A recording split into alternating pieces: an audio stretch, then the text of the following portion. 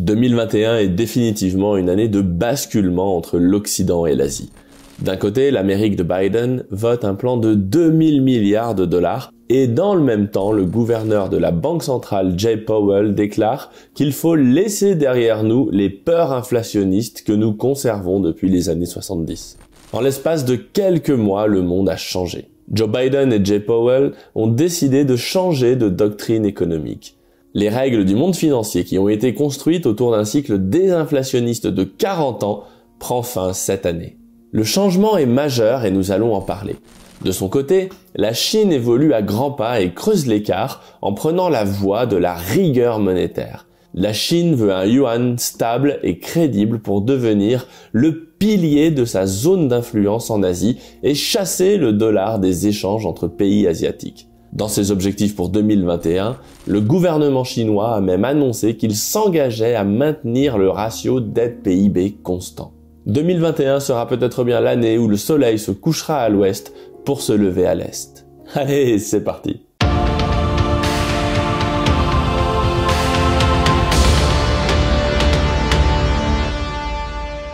Tout d'abord, venons démonter une idée fausse bien établie. L'Occident est bien plus endetté que la Chine. En 2018, à l'exception de l'Allemagne en Europe, lorsque l'on fait la somme de la dette des ménages, des entreprises et de la dette publique, la Chine est un des pays riches les moins endettés au monde. Notez bien que ces chiffres sont ceux de 2018. La crise des mesures anti-Covid a largement contribué à creuser ce fossé. Bien que nous n'ayons pas encore les chiffres actualisés à 2021, la Chine n'a pas monétisé la crise alors que les USA et l'Europe ont imprimé littéralement des milliers de milliards de dollars et d'euros. Plus grave, depuis la crise des mesures anti-Covid, l'essentiel des dettes des USA et de l'Europe sont rachetées par leur propre banque centrale. Aujourd'hui, les dettes de l'Occident ne sont plus soutenables par les marchés financiers. La sacro-sainte interdiction pour un État de se prêter à lui-même via l'impression monétaire a volé en éclats en 2021. Pire que cela, l'Occident se prépare à rentrer dans une crise difficile pour les années qui viennent. D'un côté, les USA enchaînent les plans de stimulus à grands coups de milliers de milliards, ce qui revient de fait à créer une sorte de revenu universel où le gain financier précède le travail.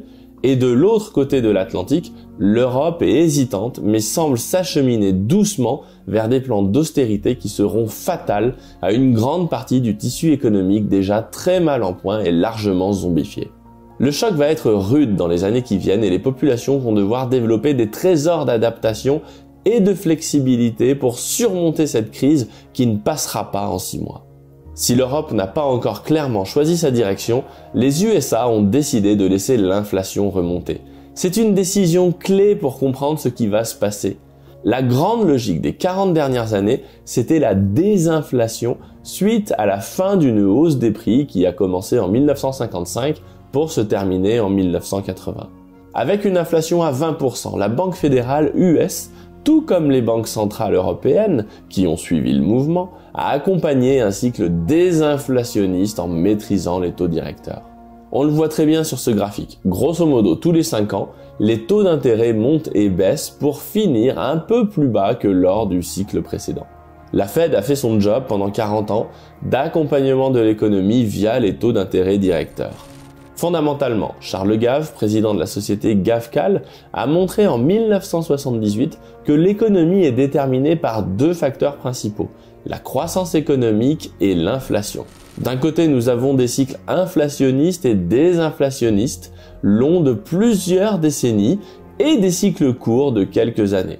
On les voit apparaître sur ce graphique notamment. De l'autre côté, nous avons des cycles de croissance longs et courts de la même façon. On constate qu'un cycle inflationniste complet de 1955 à 2020 constitue une phase de croissance de long terme. Puis, à l'intérieur de ces cycles longs, on trouve des cycles économiques plus courts de quelques années. Concernant la croissance, reste à savoir dans combien de temps nous allons repartir sur un cycle. Généralement, un nouveau cycle de croissance se met en place une fois qu'une grande crise économique, financière et très souvent politique a eu lieu pour rebattre les cartes de l'ancien monde en quelque sorte. Un nouvel ordre social, politique et économique prend forme une fois que l'on a fait le deuil de l'ancien. Ce type de crise n'est généralement pas très drôle à vivre. La dernière grande crise s'est terminée par la Seconde Guerre mondiale. Si vous voulez creuser ce sujet des cycles économiques, j'ai fait une vidéo sur les travaux de Ray Dalio qui a particulièrement bien traité ce sujet avec beaucoup de talent et d'expertise. Je ne sais pas quand va s'installer le prochain cycle de croissance en Occident, car nous avons 2-3 problèmes à résoudre pour faire la transition. Mais ce qui me semble bien plus clair, c'est que les USA ont besoin de rentrer dans un cycle inflationniste afin de purger les dettes monumentales. Du moins, c'est la direction qui semble avoir été choisie. Il y a donc 2 questions à traiter. Est-ce que cette politique inflationniste suffira à régler les problèmes économiques et financiers sans passer par une crise interne profonde? De mon point de vue, la réponse est non. Par contre, cette refondation du système, quelle qu'elle soit, se déroulera dans un monde redevenu inflationniste. Et ça change tout. Deuxième question, du point de vue des marchés et de l'économie, puisque ce sont mes 2 sujets de travail, comment se comporte le monde dans un cycle inflationniste? Eh bien, pour le savoir, on peut se reporter aux 4 cadrans de Gafkel. Exprimé sur cette matrice, durant les 40 dernières années, l'économie faisait des allers et retours de gauche à droite sur ces cycles économiques de 5 ans dans la partie basse du cadran. Concernant les cycles de croissance, si vous étiez dans un cycle de croissance, eh bien, vous étiez plutôt dans la partie droite du cadran, et si vous étiez dans un cycle long de récession, vous étiez plutôt souvent dans la partie gauche du cadran. Donc, il fallait faire vivre son portefeuille d'actifs financiers entre des actions de croissance en période de croissance économique et se déplacer sur les obligations d'État pendant les périodes de récession, c'est ce qui est indiqué sur le bas du cadran. D'ailleurs, une bonne partie de la théorie du portefeuille de Markowitz est basée sur ce constat. C'est pour cela que votre banquier vous propose toujours un mix d'obligations et d'actions lorsqu'il vous vend des fonds classiques. Eh bien, cette période prend fin. Donc, dans une période inflationniste, nous allons nous déplacer de gauche à droite, mais dans la partie supérieure du cadran. Et là, nous allons ramer beaucoup plus fort pour réussir à sécuriser notre épargne. En phase de croissance, ce sera le grand retour des entreprises que l'on appelle value, dont Warren Buffett est l'investisseur en la matière le plus connu. Des entreprises value, ce sont des entreprises avec un pricing power fort, une marque bien installée dans les secteurs rentables et en position de leader sur leur marché. Bref, tout l'inverse d'un Tesla par exemple. Les métaux précieux auront également une place de choix comme protection contre l'inflation. Concernant les actions, dites-vous bien que dans un cycle inflationniste, les marchés font globalement beaucoup moins bien qu'en cycle désinflationniste.